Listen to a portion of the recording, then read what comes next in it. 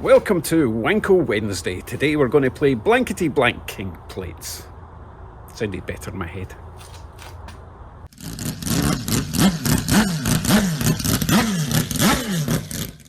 Hello YouTubes. Today we're going to remove all the unnecessary equipment on the rotary engine, the oil metering pump, the EGR, etc, etc. A few people have said that it's going to run like crap if I remove all this stuff. But the key thing they said there was, it's going to run. So let's have a look at what we can and can't remove. This is the oil metering pump. And as you can see, it has got all sorts of vacuum lines and little oil pipes that go into oil injectors to lubricate the rotors and the apex seals during normal running. However, if we remove that, there is an alternative. And that would be premix, similar to what you would put in a two-stroke motorbike, or in this case, snowmobile engine. You put roughly, I think it's about an ounce of this per gallon of petrol, gasoline. There's a bit of debate about using premix in a rotary engine. And I think it was Brian on the Rotary group left a comment saying basically when you decelerate, it cuts off the injector, so you're not getting any fuel or lubrication on the rotors. But I've also heard from plenty of people that have been running premix for years without any issue. So you know what, leave a comment, see what you think. Remember, the whole point of this first stage is to get this engine running, to make sure it works. All being well, then I'll look into getting a standalone ECU. So then I will be able to remove things safely because I can tune it appropriately. Right, let's see what else we're going to remove. This whole assembly here is the air pump valve, which I think is primarily for emissions control. And since this pipe here is supposed to go around here and into the air pump, which doesn't exist, I may as well remove that. Again, Brian said I can remove this and the EGR, which lives around there. We'll get to that in a second. I can remove that without too many issues. Again, for now, get this thing running and see if it runs badly or goodly or at all-y, and hopefully just eliminate this completely. So that is just, I think there's 4 bolts there to remove that. Obviously I'm going to have to make a blanking plate for that and for the oil metering pump. So while we're around here, this is the exhaust gas recirc, I believe. Again, it's emissions. That can come off. Blanking plate in there. Now, while we're here, there is one thing I'm confused about, and that's to do with the coolant line. First of all, turbo, we have the oil feed going into the turbo at the top, and then it comes out there and goes round here into the oil drain. So that's the oil to cool the turbo. The water, however, I think it goes in at the back. You can't see it at the moment. You probably see it when I take this off. But I think it comes out here, the water coming out here, and then it goes in there. And I've got a feeling it goes into the lower intake, out of this air pump contraption, out this pipe, which is a water one because it's got that bluey corrosion in the inside. And it's suspiciously close to the thermostat housing. So I think that's a water return from the whole turbo water air pump system. So if I remove that and blank it off, that would mean water is coming out of the turbo, going in there, and then hitting a brick wall. I'm not sure if that's safe.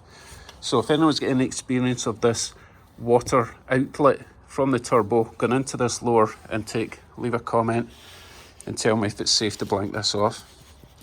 Back to the subject of the oil metering pump. If I remove this, we can see where the oil would normally go, and it goes into these 4 little oil injectors. So I need to remove them. These are little brittle oil pump feed lines. I don't like them at all. So we'll be removing those 4 and plugging them with the appropriate size bolts. Obviously, if it goes in too far, then it might fail something, I'm not sure, but we'll find that out when we take these out and match them with the correct size bolts, as I say. So that's all your vacuum lines. All the vacuum lines have been removed, but there would be vacuum line there, And you've got vacuum line there. I think this could possibly also be removed. That could be the Sub-Zero Assist, which basically sprays antifreeze into your rotor. I'm not going to be driving this Sub-Zero, so I could probably blank that off. But again, before I remove that, leave a comment. Make sure that that is the Sub-Zero Assist. While we're here, last week I said I was going to pick up the fuel rails from a guy called Rob in Orangeville. I got them. So let's see if I've finally got the right fuel rails for this engine. This is the primary rail. This is the one I needed. No, sorry, I've got primary rails. It's the secondary that I needed. So that fits in perfectly. Fuel in there, along there, up there. So the secondary, as I say, is the one I needed. That goes in there. Hopefully it all lines up nicely. It does. And do the bolt holes line up at the top? Yes, they do. We are sorted. Excellent. Let us begin then by removing this air pump valve monstrosity.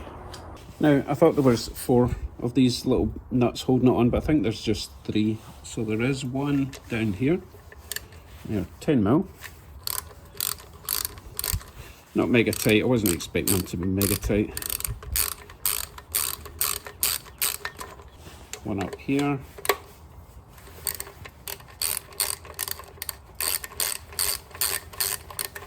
And the other one is down this corner here.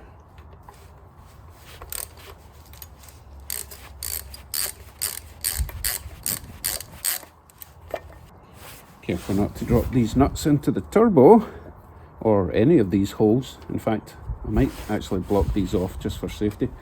Of course, this screw seems to be much longer than the others, and it's actually brought the stud out with it, so I'll need to put that back in. In fact, no, I won't, because I'm going to be blanking this off. Right, something fell out there. You see this? I'm guessing that would sit there. So there is some sort of pin inside this, which presumably pushes this. Who cares, I'm not using it. Well, not at the moment. I may end up using this at some point. So I will be, in fact, if I can get this gasket off in one piece, I can use that as a template. Trace around this to make the blanking plate, although I'm not sure what that is and if I need it. I've got a feeling that will come off when I take this gasket off. I think that's all that's holding it on. And I'll remove these studs and find the correct little bolts to put the blanking plate on. Right, let's get rid of this oil metering pump down there. Looks like there's just 2 10mm holding this oil metering pump in. One there, which I'm not going to be able to use this for because I have to get in from the top. Might have to use a swivel for that one. Let's see.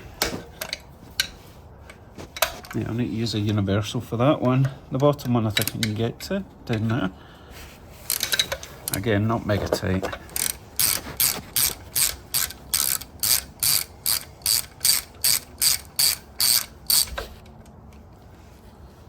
One.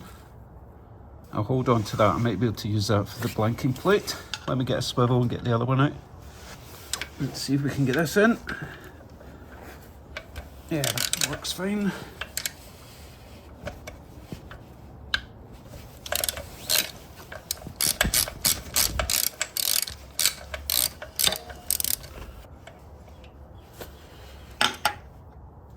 Retrieved. So this should just pop off. Right, you see this bar that it's attached to? This here.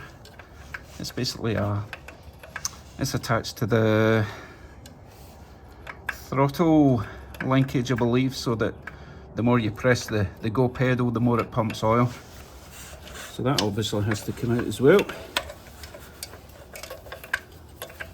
But what I'll do is I'll disconnect all these vac lines so that I'm not fighting with several things at the same time. I mean, when I say disconnect, I mean I'm going to cut them, right? Because especially those little oil lines, They're really brittle, and I wouldn't be reusing them anyway if I decide to reinstall this oil injection system. Vac line is easy enough to replace.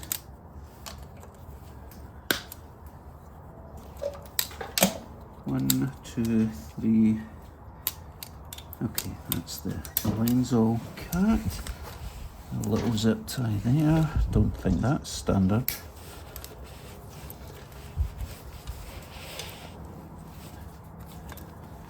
Very annoying cable holder here.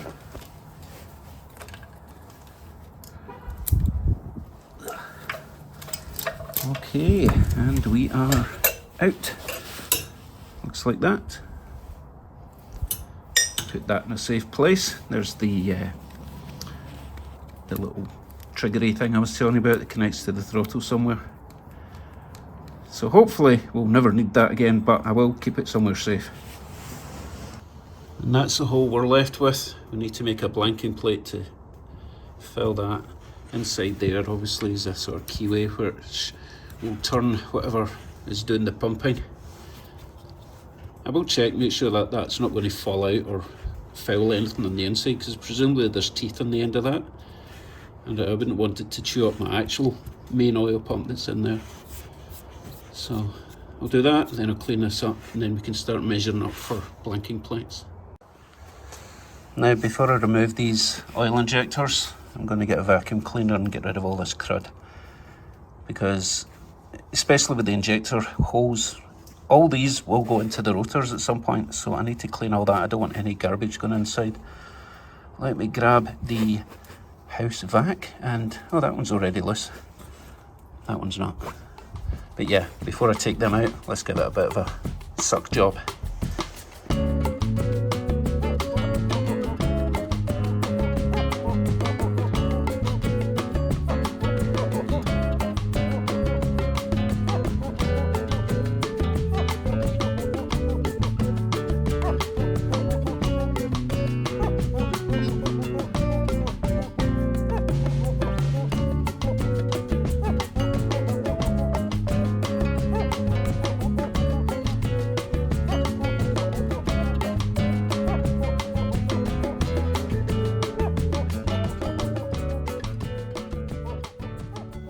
Much better. Let's remove these oil injectors. So these are 14mm. Obviously that one's already loose, so I can remove that by hand. And we'll have a wee look at what's going on inside this thing.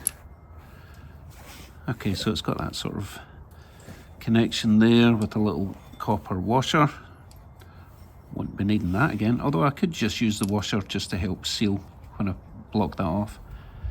So I'll be looking for a bolt to fill that, about that size. Well, exactly that size. Right, let's see if we can have as much luck getting the other three out. That one's not tight. I think someone has been, well, to be fair, if Kevin rebuilt this engine, then these wouldn't have been part of the rebuild, so they're probably not in tight because they were never really going to be used. And the last two. This one's a bit tighter. Oh, this wouldn't have been part of the rebuild because it's not actually part of the rotor housing, or oh, it's a tight one. Yeah, so this is part of the lower intake manifold. That's why these have never been out. This is not the best wrench I've got, to be honest. It's a bit short. I kind of need an angled one. It goes down and along because that's all the space I've got. Let me modify a spanner. Right, I managed to find a longer one, so hopefully I'll get a bit more leverage. It wasn't that tight after all, just needed a bit more length.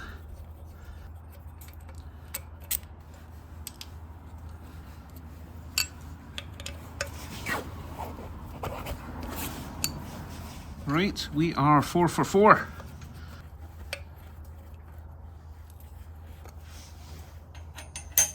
I'm just going to check these manifold ones against the rotor housing ones. They are different lengths, so I need to be wary of that. So these are for the manifold side, shorter ones for the rotor housing side. So I'll find bolts to match the lengths. And get all these little copper washers out the way for now. Right, what's next? Did a wee bit of research. So this is the Sub-Zero start thing, which Mazda actually ditched. So instead of removing this and giving myself more work, I can just block it off. That looks like a vac line, that looks like a water line, so plug there, plug there. Looks like someone's had the similar idea and just crimped that at some point, because that was never going to attach anywhere.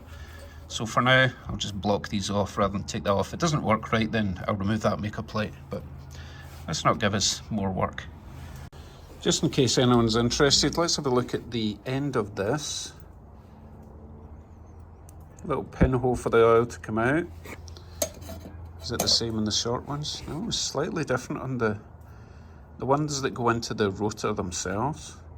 Much bigger hole, and they go in. Let's shine a light down there.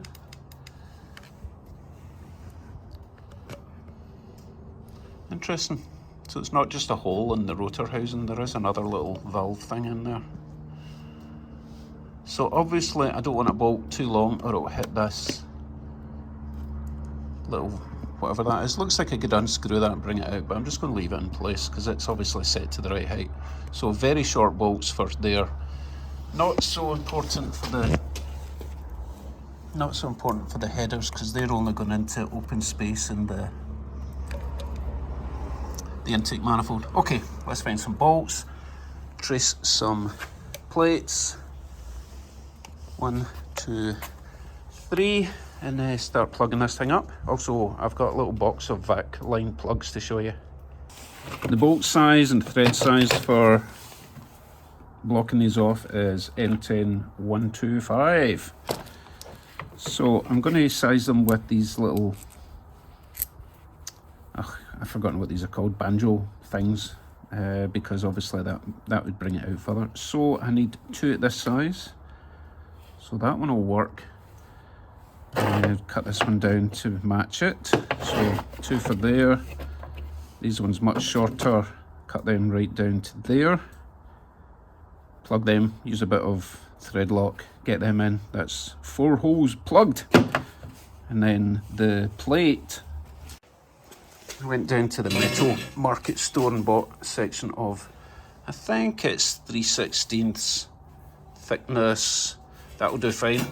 I don't want to go like thicker than that, absolutely no need. That's rigid enough.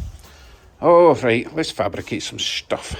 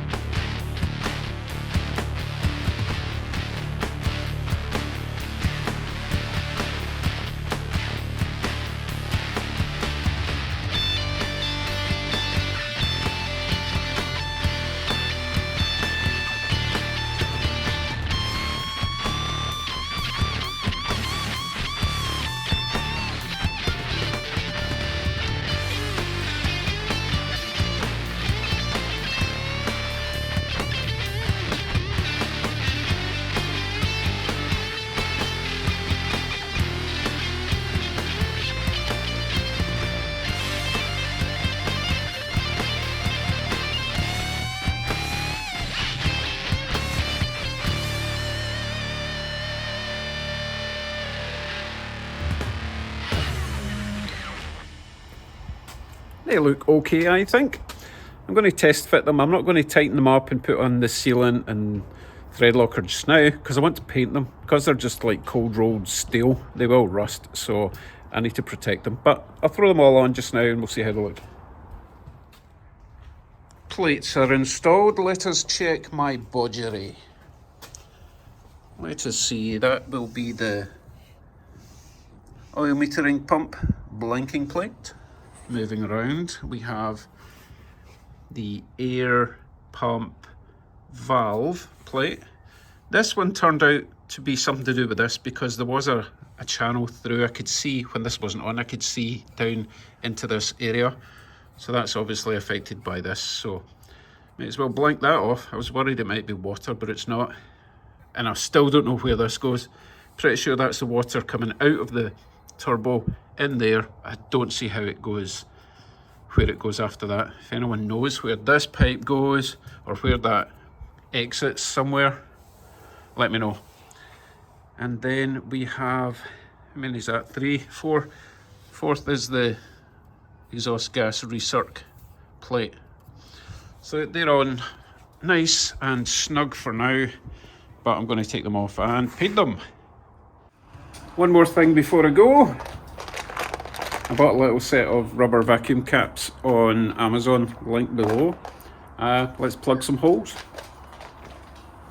So I do have a little vac pipe down here and I have no idea what it's for. If anyone knows, the one between the oil injectors, there's a little pipe coming up from the lower intake manifold. Let me know if I need that or if I can plug it up. For the moment I am plugging it.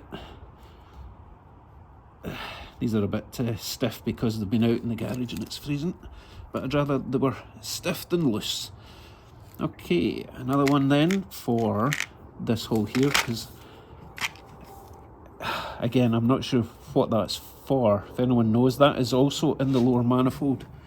It's not actually part of that, so I'm plugging that for now, but if anyone knows what that's for, let me know. I said before I was going to plug that one. That looks like a slightly bigger pipe. Plugging that one, which I think was water. Need a big one for that. Oh yes, this is a good little kit. Seems to have all the sizes I need. And I think that's all we're doing in this area. Plug, plug, plug, plug. That one's squished shut.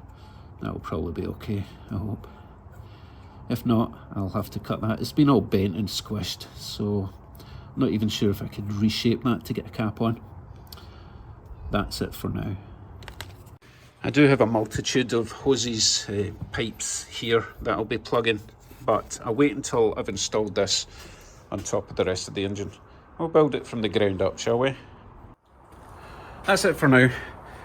Big thanks to my Patreon members and my channel members who basically paid for that fuel rail that I really desperately needed. These guys here, thank you very much. Much appreciated as always, and everyone else, even just subscribing and hitting the like button and watching helps me out. Right, I'll see you next week on Wankel Wednesday, and if I get anything else done on the rest of the vehicle, that won't necessarily be on the Wednesday because the Wankel Wednesday thing is just about the engine. Thanks for watching, take care everyone, and I'll see you soon. Bye.